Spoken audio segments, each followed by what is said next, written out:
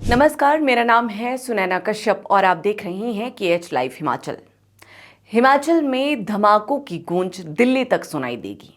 कभी स्कूलों को उड़ाने की धमकी, कभी कोर्ट परिसर को निशाना बनाने की बात, तो कभी सरकारी कार्यालयों को धमकी भरे संदेश। सवाल सिर्फ इतना नहीं कि धमकी कौन दे रहा है, बल्कि बड़ा सवाल यह है कि आखिर हमारी सुरक्षा एजेंसियां अब तक उन लोगों तक क्यों नहीं पहुंच पाई है जो बार बार पूरे प्रदेश में दहशत फैलाने की कोशिश कर रही हैं। हाल ही में शिमला जिले के रोहडू में कोर्ट और SDM कार्यालय को बम से उड़ाने की धमकी मिली। इस धमकी के बाद प्रशासन में हड़कंप मच गया। कोर्ट परिसर खाली करवाया गया, पार्किंग बंद करवाई गई, बम निरोधक दस्ता बुलाया गया, डॉग स्क्वाड तैनात किए गए और पुलिस ने इलाके को सुरक्षा घेरे में भी ले लिया। इससे पहले शिमला के कई निजी स्कूलों को भी धमकी भरे ईमेल मिले थे, जिसके बाद मासूम बच्चों को स्कूलों से तुरंत घर भेजना पड़ा।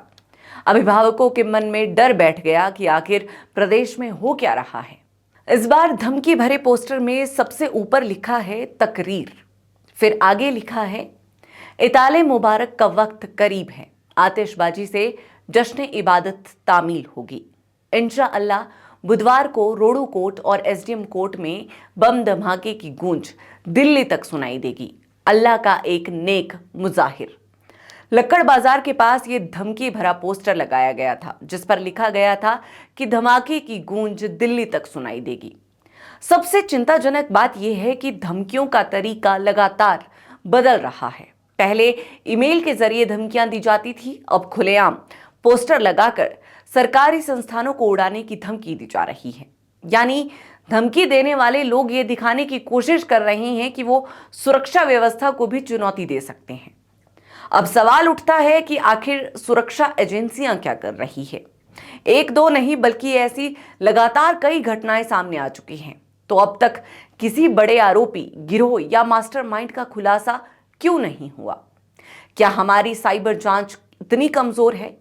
क्या स्थानीय खुफिया तंत्र सही तरीके से काम नहीं कर रहा, या फिर एजेंसियों के बीच तालमेल की कमी है? सवाल ये कि बार बार धमकी देने वालों के हौसले इतने बुलंद क्यों हैं?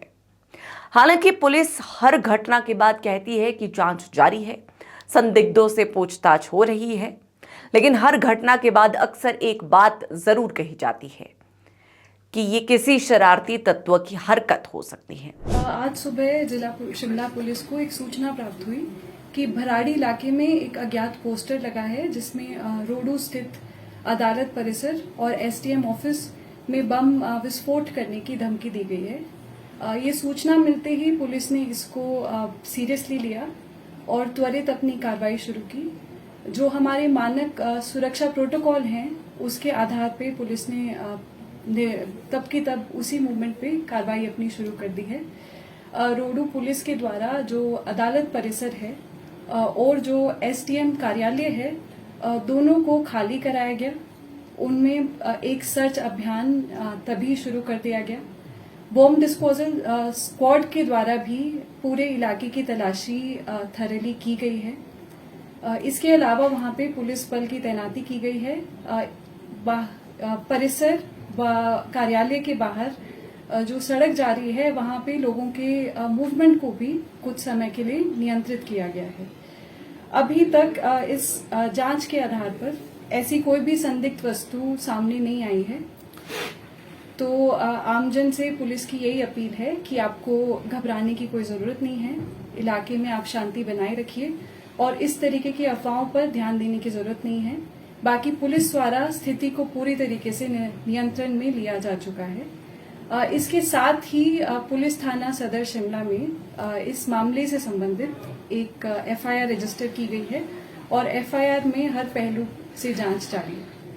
क्या अभी तक कोई किसी की ज्ञात व्यक्तियों ने ये पोस्टर लगाए हैं? क्या कोई पहचान उनकी अभी तक हो पाई है? किस तरह की प्रारंभिक जो कार्रवाई पुलिस ने की है, किस तरह की कार्रवाई अब तक हुई है? जी, जैसे मैंने बोला है कि जांच हमारी जारी है। जैसे कोई भी तथ्य सामने आता है तो हम सबके साथ उसको जल्द से जल्द शेयर करेंगे।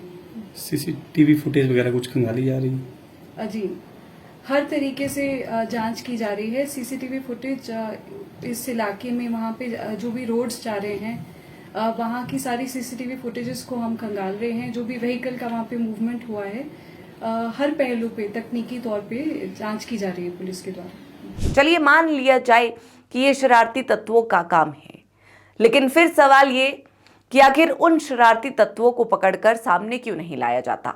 अगर कोई लगातार पूरे प्रदेश में डर का माहौल बना रहा है, स्कूल खाली करवाए जा रहे हैं, कोर्ट का कामकाज प्रभावित हो रहा है, सरकारी दफ्तरों में अफरा तफरी मच रही है, तो फिर ये कोई छोटी शरारत नहीं रह जाती।